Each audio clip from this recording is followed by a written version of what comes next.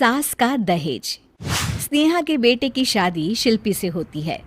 शिल्पी दहेज में हर सामान लेकर आती है जो पहले से ही स्नेहा के घर होता है। ये सामान स्नेहा के पापा ने उसे दिया था। अरे शिल्पी, मेरा टीवी क्यों हटाया? क्यों हटाया मतलब?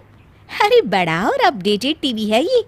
स्नेहा को गुस्सा आता है और वो शिल्पी के बड़े टीवी के बगल में अपने पुराने जमाने का टीवी भी रख देती है। बड़ी आई अपडेटेड वाला। अरे बहुत सारी तेरी जैसी बहुओं को जानती हूँ मैं, जो घर से लाए सामान का रौब दिखाती है। ये ना समझ के हम भिखारी हैं। देख ले, हमारे पास भी टीवी है। ओहो, जो करना है वो करो। कोई मेहमान आएगा तो हंसेगा कि एक ही जगह दो दो टीवी। हंसने दे, दुनिया भी तो देखे कि सिर्फ तू नहीं, मैं भी दहेज लेकर आई थी। अब यही हाल हर सामान का हो जाता है। ड्राइंग रूम में एक साथ दो तरह के सोफे रखे होते हैं, एक नया आलीशान तो एक पुराना लकड़ी का। शिल्पी स्नेहा की इस आदत से काफ़ी दुखी हो जाती है। एक टीवी पर रामायण चलती है तो बगल की टीवी में फिल्मी गाने, किसी को किसी की आवाज़ भी सुनाई ना पड़े वैसे। घर के दूसरे सदस्य भी सास बहू की इस आदत से परेशान हो जाते हैं। एक दिन स्नेहा की बहन उसके घर आती है और घर का नज़ारा देखकर हैरान हो जाती है।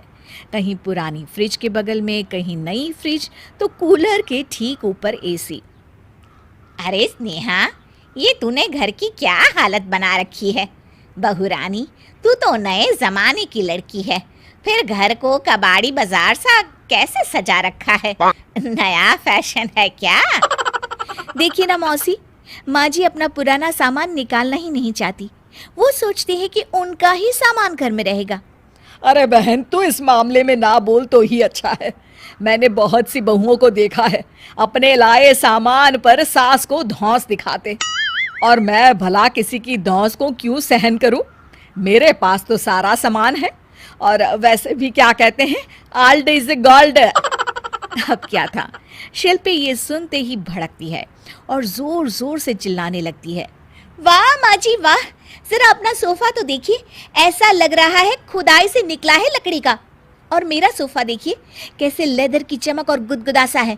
अरे आपका तो पुराना धुराना सा है।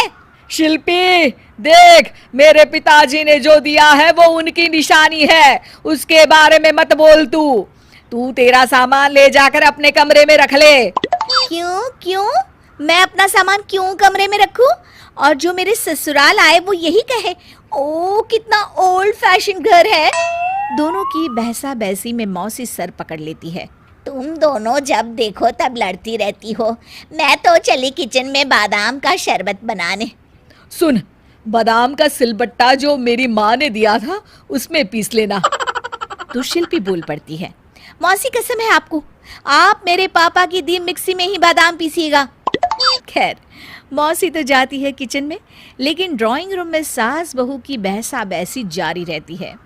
तभी शिल्पी को गुस्सा आ जाता है और वो अपने पापा के दिए सोफे पर जाकर जोर से बैठती है, लेकिन तभी सोफा जोर से आवाज कर टूट जाता है। हे भगवान, ये क्या हुआ? ये सोफा कैसे टूट गया? बेटा, अब समझ में आया ओल्ड इज गोल्ड क्यों कहा जाता है। टूट गया ना तेरा सोफा। तभी किचन से जोर से आवाज आती है और मौसी काली पीली होकर किचन से बाहर निकलती हैं। शिल्पी, तुम्हारी कसम के चक्कर में मैंने बादाम के लिए मिक्सी का उपयोग किया था, लेकिन जैसे ही प्लग ऑन किया, अरे मेरा ये हाल हो गया। और भरोसा करो आजकल की चीजों पर। मैंने तो कहा था तुझसे, माँ की सिलबट्टे पर बादाम को पीसती तो तेरा ये हाल ना होता और स्वाद का स्वाद बरकरार रहता। अरे जब सब चीजें घर में थी तो क्या जरूरत थी तेरे पापा को सामान देने की? वैसे भी बहू, आजकल दहेज वही मांगता है जिनकी खुद की काबिलियत नहीं होती। आप ठीक कह रही हैं माँ जी। मेरे लिए ये सौभाग्य की बात थी कि आप लोगों ने पापा से कोई डिमांड नहीं की थी, लेकिन मैं आपको समझ ही नहीं पाई। मुझे माफ़ करिए। अब इस घर में नई चीज़ तभी आएगी जब पुरानी खराब हो जाएगी।